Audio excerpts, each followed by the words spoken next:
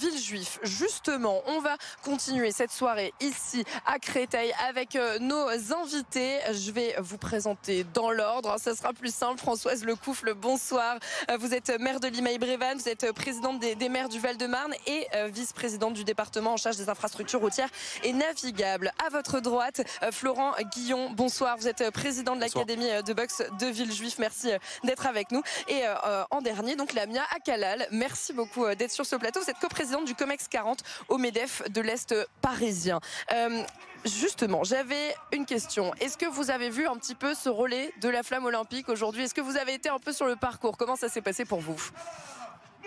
Alors oui, moi pour ma part j'étais même au départ de la flamme olympique à Gustave Roussy. Donc comme je suis de Villejuif, à partir de Villejuif, donc depuis ce matin on est mobilisé à Villejuif. On a fait une parade avec diverses associations, des bénévoles.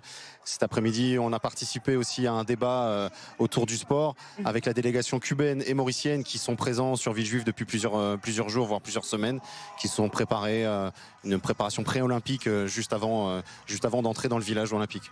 Les habitants de Villejuif peuvent aller voir justement ces entraînements. Est-ce qu'ils vont pouvoir aller y assister de temps en temps ou pas? Alors ils y sont allés. Là c'est terminé. Donc ils partent dès demain ou après-demain de mémoire au village olympique. Village olympique à Mais Saint-Ouen. voilà, on avait un athlète en athlétisme et quatre athlètes en natation qui ont utilisé les installations sportives de la ville. Ouais. Françoise Lecoufle, qu'est-ce que ça fait cette flamme olympique, ça y est, qui traverse le département du Val-de-Marne? Mais ça c'est absolument magnifique, hein, je pense pour tous les habitants, au moins une quinzaine de villes qui sont très très mobilisées, toutes les collectivités territoriales, le département, la région, la métropole du Grand Paris sont à l'appui de cet événement.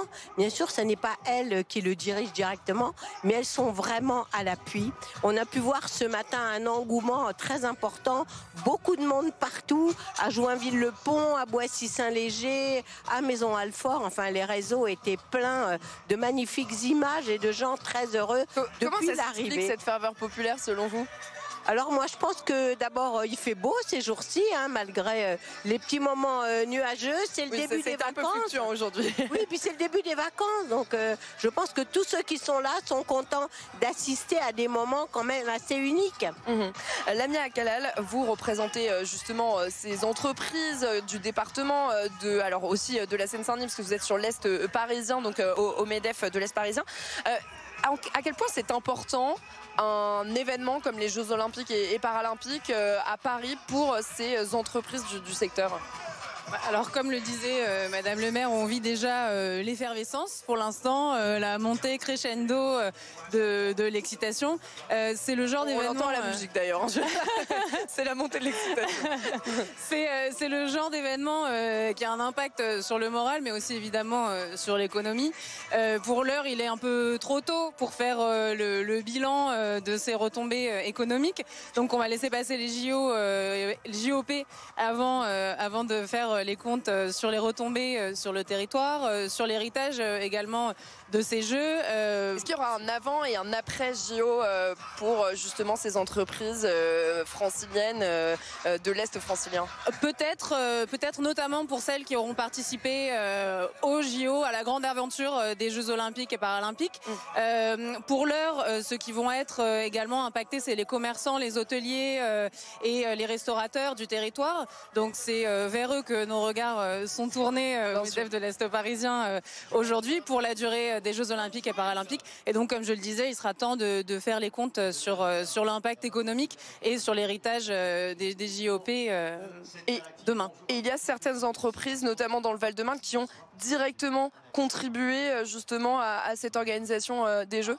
Oui, absolument. Je pense notamment à l'entreprise Giffard, qui est une très belle PME de 90 personnes qui est installée à Orly, qui est une entreprise de menuiserie et dont les gros chantiers ces dernières années qui culminent en 2024 sont le chantier de restauration de Notre-Dame de Paris et Paris 2024. Donc voilà, une grosse année pour Giffard qui a investi plus de 30 000 heures de travail sur la conception, la fabrication et la pose de nombreux équipements équipements. Je pense notamment au Grand Palais, donc le parquet sur lequel se joueront les épreuves de taekwondo et d'escrime, ce sera du parquet Giffard, mais également certains sites d'entraînement et aussi, peut-être surtout, les podiums qui accueilleront les médaillés. Donc tous les médaillés de Paris 2024 seront en contact avec Giffard. Et pardon, juste, je termine très rapidement, mais vraie prouesse technique et technologique, à la fois pour la porte monumentale du Grand Palais qui a été mise aux normes par l'entreprise Giffard, aux normes anti-feu, mais également qui devait rester et respecter les normes monuments historiques, donc un très beau chantier. Et pour en revenir au podium, des podiums qui doivent peser moins de 50 kilos, pouvoir être installés en moins de 30 minutes par une poignée de bénévoles, mais également soutenir le poids de 3 médaillés judoka par exemple. Ou haltérophile. Voilà, exactement. Donc voilà, une véritable prouesse. Et on le disait, un avant et un après pour les entreprises du secteur, mais est-ce que pour les fédérations sportives aussi, il y aura un avant et un après les fédérations sportives, même au niveau local, est-ce qu'il y aura un avant et un après JOP? Non.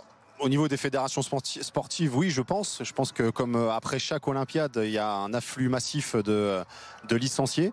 Bon, après, tout dépendra aussi des médailles que la France pourra remporter. Ça donne toujours une part d'émulsion quand on a un sportif français qui prend une médaille dans une discipline. On voit certainement l'impact en termes de licenciés fédéral. Il y avait Estelle Mosley qui portait la flamme aujourd'hui dans le Val-de-Marne. Oui, c'est ça. Et en termes d'association, je pense aussi que bon, c'est un peu tôt pour le dire, mais on voit déjà à chaque Olympiade un afflux d'adhérents dans les associations.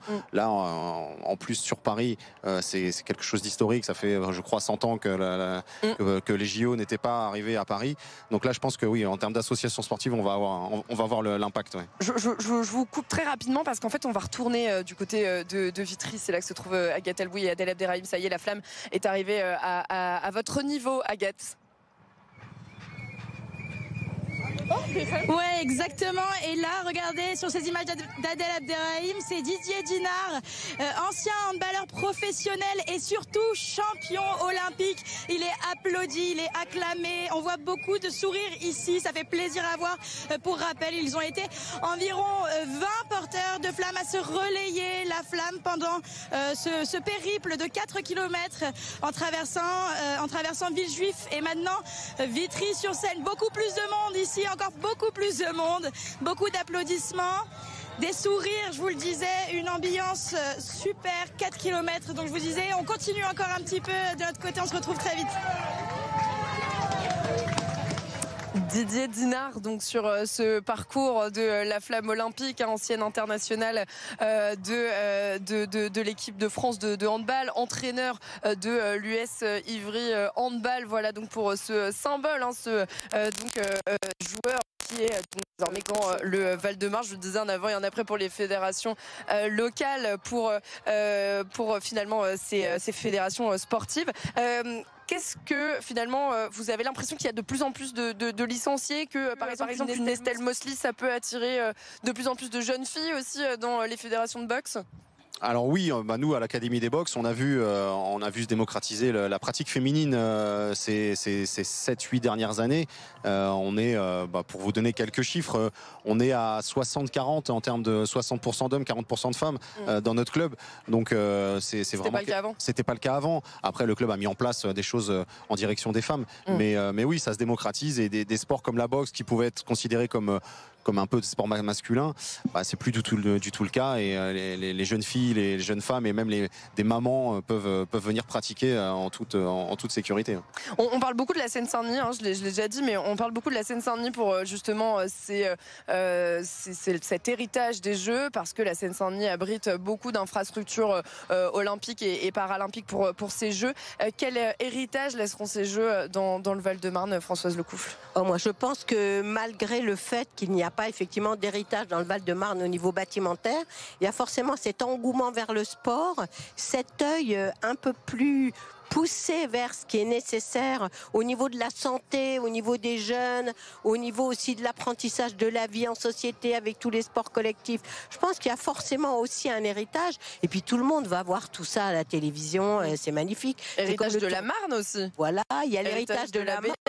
Là, normalement, il y a dû y avoir de nouveau le Big Jump dans la Marne, comme on fait chaque année. Et très bientôt, on sait que la Marne devient sur plusieurs secteurs tout à fait baignable. Donc ce sera possible pour les habitants à partir de 2025, a priori. Voilà, normalement à partir de 2025, sur certains endroits bien particuliers qui sont déjà fléchés, notamment dans des parcs départementaux. Le sport comme grande cause nationale, vous y croyez après ces Jeux ou est-ce que ça va retomber comme un soufflet ? Oh, je pense pas que ça retombe comme un soufflet parce qu'il y a toujours une durée aux choses.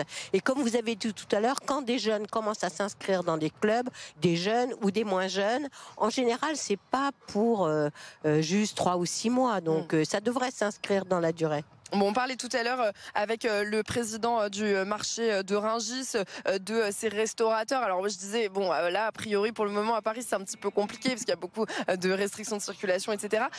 Comment ça va se passer pour les restaurateurs, les hôteliers du Val-de-Marne, de la Seine-Saint-Denis? Est-ce qu'ils vous disent qu'ils ont déjà beaucoup de réservations? Est-ce que les personnes qui viennent voir ces Jeux, ils vont aussi aller manger, dormir dans le Val-de-Marne par exemple? On l'espère. On l'espère parce qu'il y a de belles choses à découvrir. Effectivement, à Paris, c'est un peu compliqué. Nous, c'est pas des sujets ou des problématiques qu'on peut avoir aussi bien en Seine-Saint-Denis que dans le Val-de-Marne, puisque c'est le territoire qui est couvert par notre MEDEF. Il est vrai que pour l'instant, le report qui était attendu sur le marché du Val-de-Marne, plus spécifiquement, puisque c'est ce qui nous rassemble aujourd'hui, n'est pas aussi important que prévu. Mais encore une fois, c'est pendant les Jeux qu'on verra la réalité de cet impact. Et donc, on souhaite de tout cœur que les visiteurs qui sont ici pour les JOP 2024 viendront découvrir le Val-de-Marne, ses commerçants, ses restaurateurs et ses hôteliers. Eh bien, les Jeux, c'est dans 5 jours désormais. C'est dans 5 jours la cérémonie d'ouverture, cette grande cérémonie d'ouverture sur la Seine. Mais pour le moment, c'est la flamme olympique qui traverse l'Île-de-France et qui traverse en particulier le Val-de-Marne.